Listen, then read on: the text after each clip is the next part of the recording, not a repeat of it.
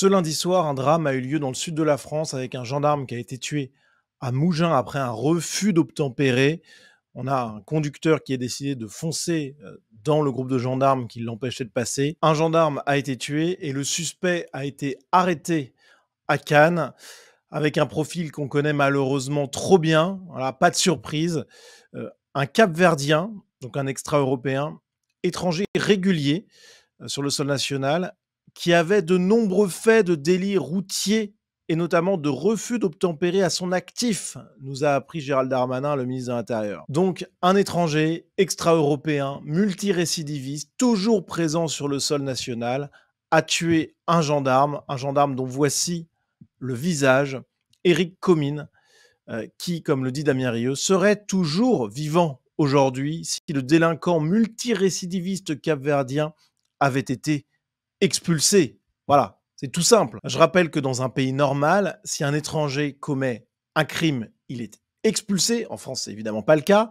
S'il commet plusieurs délits, bon, déjà, ça peut se discuter. Quel est le nombre? Est-ce que un suffit? Bon, ça se discute. Mais en tout cas, quand il y a eu récidive, un étranger qui commet de multiples délits, mais doit partir.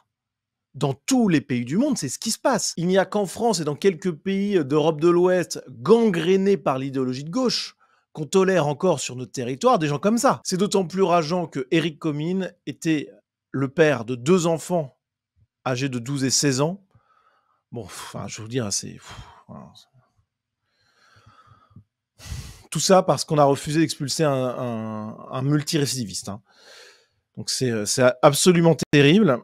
Et en plus de ça, on apprenait, selon les informations du Figaro, qu'en 2016, il avait reçu une prime pour son travail dans la lutte contre l'immigration clandestine. Donc c'était quelqu'un qui, non seulement avait dévoué sa vie à la France, mais qui, en plus, luttait pour protéger ses frontières, pour protéger l'identité de notre pays.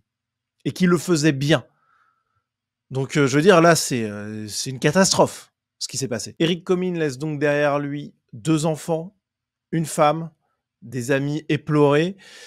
Et sa femme, justement, a pris la parole ce matin lors d'une cérémonie d'hommage à Cannes.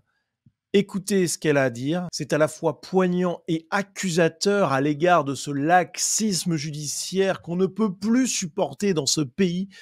Je vous laisse l'écouter, on commente ensuite. Je l'affirme haut et fort, la France a tué mon mari. La France a tué mon mari, le père de mes enfants. La France a tué mon mari par son insuffisance, son laxisme et son excès de tolérance. La France a tué mon mari. Comment? Pourquoi? Pourquoi cet homme multirécidiviste peut-il évoluer en toute liberté? Quand est-ce que nos législatifs ouvriront réellement les yeux? Faut-il qu'il soit touché directement pour agir? Combien de morts avant que ces assassins soient vraiment punis? Bagne, expulsion, retrait des droits octroyés par une procédure tellement bien faite. Et j'en passe. Alors, premièrement, quand on entend ces mots, on ne peut pas s'empêcher évidemment d'être ému par cette veuve qui pleure son mari, le père de ses enfants. Enfin, je veux dire, c'est abominable et j'adresse à elle ainsi qu'aux enfants toutes mes condoléances, toutes mes pensées, voilà, même si c'est pas grand-chose, mais bon, c'est quand même bien de le dire, je pense. Et puis, ce qu'on peut entendre dans ce discours également, là, c'est plus de l'émotion pure, mais c'est de l'accusation. Il y a des propos très clairs dans ce discours courageux de cette femme. Il y a des accusations claires et logiques, saines, de bon sens, contre le laxisme, contre l'idéologie de gauche. Voilà. Alors elle dit « La France a tué mon mari ». Je comprends totalement cet excès de langage parce que, en réalité, les institutions françaises, l'État français, l'idéologie majoritaire au sein des élites françaises a effectivement tué son mari. Bien entendu. Alors, elle dit la France. Moi, je dirais plutôt la gauche, parce que dans tout son discours, on a une accusation féroce, inconsciente ou non, j'en sais rien, de la gauche. Elle fustige le laxisme judiciaire. Elle attaque frontalement l'excès de tolérance de la part de l'État. Tout ça, ce sont évidemment des conséquences désastreuses de l'idéologie de gauche. Elle parle d'un multirécidiviste en liberté qui devrait être expulsé. Donc tout son discours, en réalité, il est tourné vers l'idéologie qui détruit notre pays, qui tue ce gendarme, mais qui tue tellement aussi de Français chaque jour, son discours est tout entier tourné contre l'idéologie de gauche. C'est ça qu'il faut comprendre. Et c'est ça qu'il faut que les Français saisissent enfin. C'est que l'essentiel des choses néfastes qui arrivent aujourd'hui à cause de l'insécurité, de l'immigration, de la délinquance, du laxisme, etc. Tout ça, c'est la conséquence logique de la mise en application d'une idéologie, celle de la gauche, celle de l'égalitarisme, celle de la tolérance, celle de l'ouverture, celle de la bienveillance. Alors évidemment, toutes ces valeurs-là, à un niveau reste positive, bien entendu. Mais le problème, c'est que les gauchistes, eux, ils mettent le curseur totalement à fond.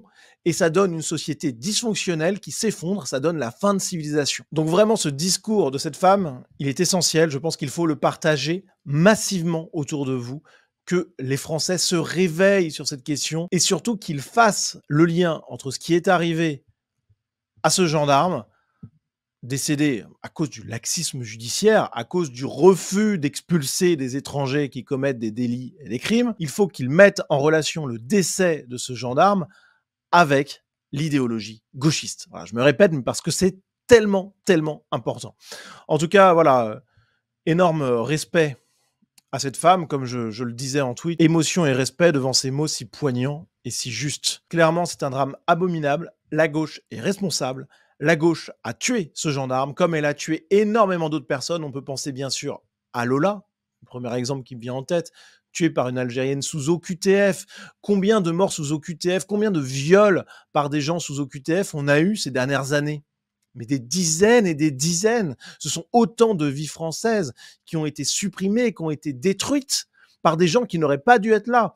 C'est l'entière responsabilité de la gauche que ces morts, que ces viols, que ces agressions, etc., etc. Ça, il faut le comprendre. Alors on va dire, oui, mais la gauche n'est pas au pouvoir, c'est Macron, etc. Non, mais l'idéologie de gauche est l'idéologie dominante. Évidemment que Macron, c'est pas un communiste. Bien entendu.